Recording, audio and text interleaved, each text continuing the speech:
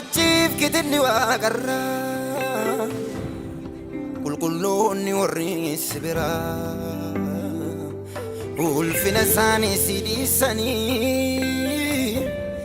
gonfoo isaanii ofirraa fuudhanii si sagadu qulqulluu qulqulluu jedhanii si sagadu qulqulluu qulqulluu jedhanii si sagadu qulqulluu qulqulluu jedhanii si sagadu qulqulluu qulqulluu jedhanii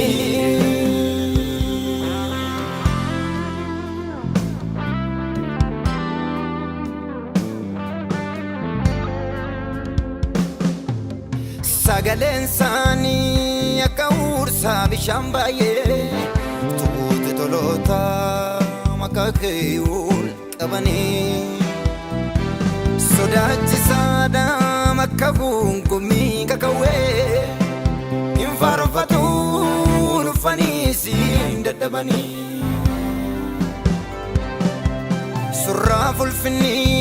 yoo qubaa faangoo guddaanii Ulicha kalame fatau jedhanii farsu Isa jaallate dhiiga isaanii keedhagna koo na weeddisa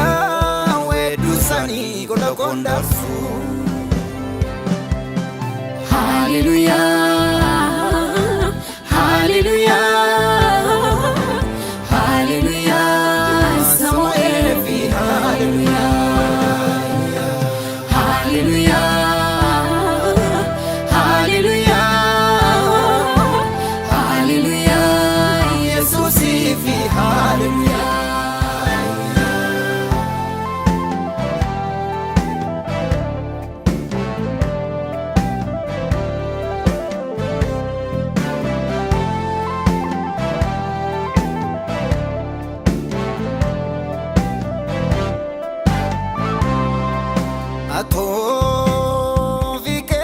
Kalamte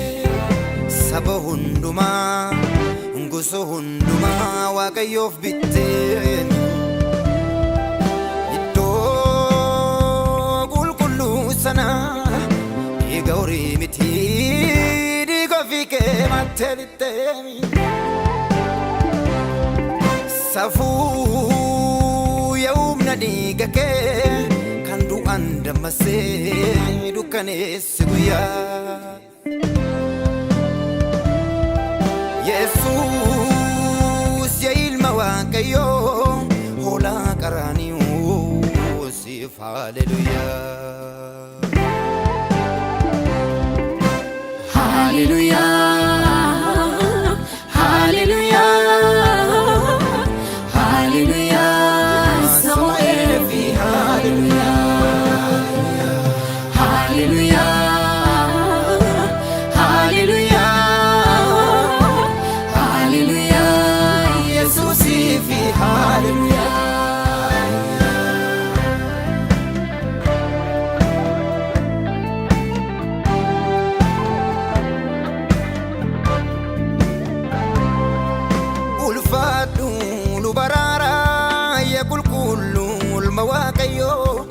Badisa afambanu karake ulirradeyo Isa barabaye barisai kamneduma ulfadu yagoda ko kankeyo mugalatu hinjejira tugonkuma galgala ko bojuiruf ganame fatena dulte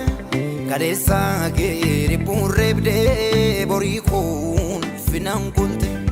Natui sufu malintane ati kullake na finsal fanem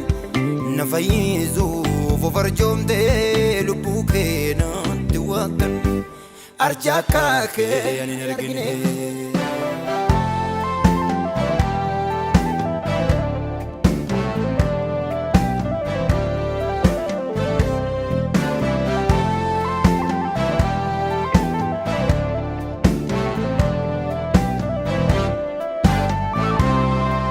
jirtaati dura dura isarraa fi siti annura isa feesi ture tumura jirtaati dura dura isarraa fi siti annura isa feesi ture tumura alfaata te jalqabde yoomeegaata te golabda maal dadhabda humna qabda alfaata te jalqabde yoomeegaata te golabda maal dadhabda humna qabda yamuda maleessa koo guutuudhaati waa maraanii jaarran kee